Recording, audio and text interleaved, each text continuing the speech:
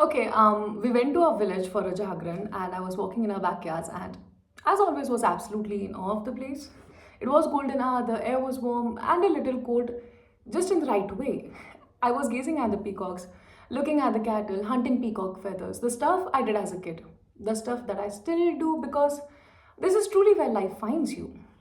And I was recording a video of trees when I was like, I could stay here forever.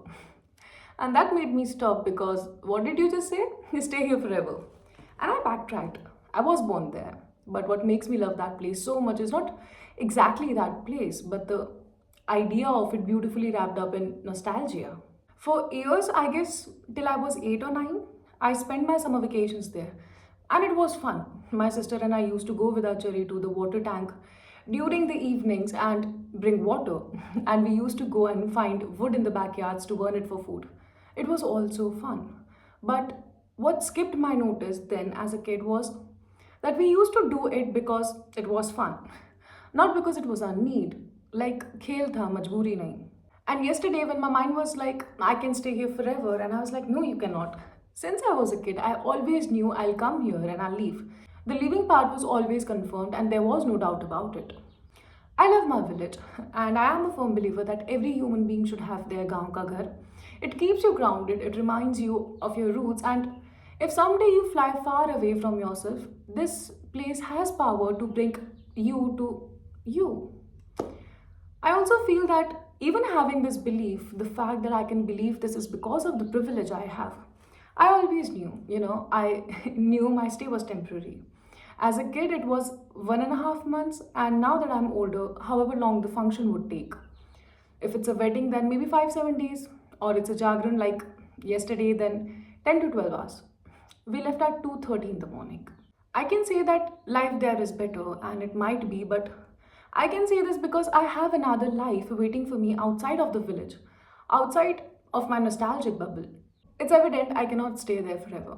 That heating water on a chula because there is no geyser, filling buckets of water and taking it to the bathroom for a bath, sleeping on the terrace under the blanket of stars, waking up to peacocks calling for rain, waking in the middle of the night because the whole group of peacocks decided to sing in their melodious voices.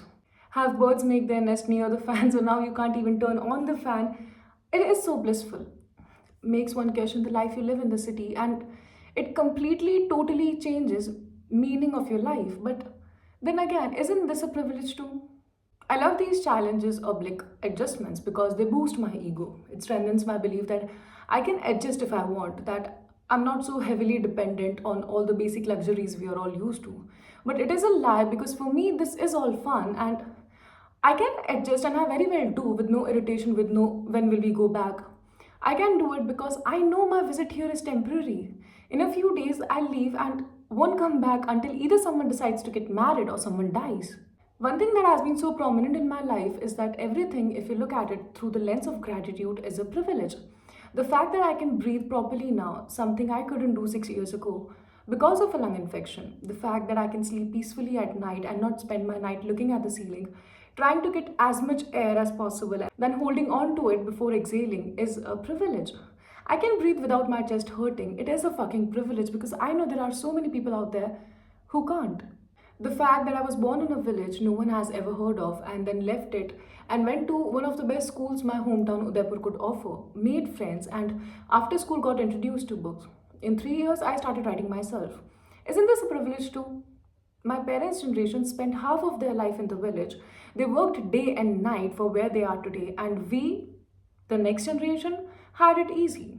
Even when you call it normal, but the fact that it is normal for all of us is a privilege. Or for us, it is a privilege. Because I personally know so many people, not intimately, just in passing, who have no idea there is a whole world out there that will welcome them if they step out. But they can't, and now they don't even want to. Isn't this a privilege? Born in the same place, but one has access to the bigger world while the other does not. And no, not everything has to be about money, it also has to be about mindsets. The level of discomfort you can handle, because my family threw themselves into discomfort. Others chose the life they were accustomed to, and they are happy in their decisions, and so are their kids. But when I think about it, they don't know what's in the world despite having everything at their fingertips. They won't go after it, they won't chase it because they are comfortable where they are, and their mindsets are simple. जैसा चल रहा है चलने दो, बदलना क्यों है? And I can't argue with them either.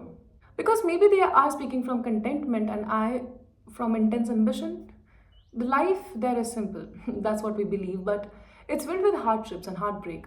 The weather decides what will become of their crops. Women are working from dawn to dusk, living in scorching heat without AC and all. Half of them still don't own a refrigerator. There is nothing to entertain themselves with. So they are left with nothing but gossip, and they are very brutal in that game, I swear. So, my I can stay here forever? No, I can't. I can believe in my arrogance and temporary adjustments that I can, but I can't. I can say this because of the privilege of limited time. A short visit, but a whole life there, I wouldn't survive. I wouldn't be able to give up my lifestyle and adapt to that simplicity, hardships, and constant labor. Maybe when I'm old, I can think about a quiet life, but for now, I'll choose my room. Something I've been doing for like 6 years for the quiet life I want, and will resort to my afternoon, evening, and night walks for the simplicity. This also tells me that you can be born anywhere, but if your destiny wants you somewhere, no matter the circumstances, places, mindsets, or even financial issues, you will be exactly where you're supposed to be. The fact that I'm even recording this video is a proof of that. Had I been in a village as a 26-year-old girl, excuse my vanity, I wouldn't be writing chasing my dreams. I would be a 26-year-old married woman, married to a man I never met, and a mother of two, three kids. And that's the reality.